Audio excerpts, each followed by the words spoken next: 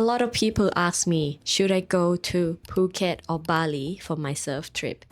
It's a big question for 2026. Bali is famous, but Phuket has some secret that might make it better for you. Today, I will tell you the truth about the wave, cost, and the scary word monsoon. First, look at the ocean. In Bali, most of the waves break over sharp coral reef. If you fall, it can hurt. It's beautiful, but it can be scary for beginner. In Phuket, like Kata Beach or Coron had a sandy bottom. This is so much safer. You can fall many times and just hit the soft sand. For me, this makes learning surfing much more fun and less stressful. Now, let's talk about the weather.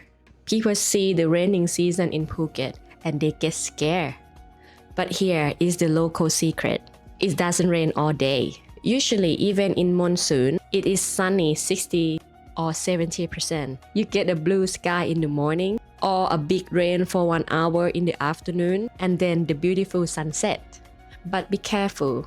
September and October are the strongest months. Last year in 2025, we had a big flood. So if you come in October, just be ready for some heavy rain, but most of the time the sun still shines.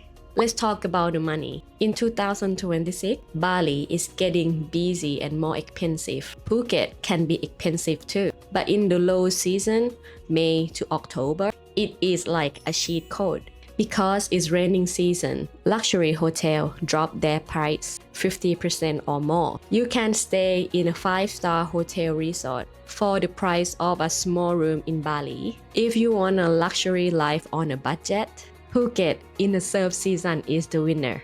So, which one do you choose? Choose Bali if you are a pro surfer and you want big famous reef wave.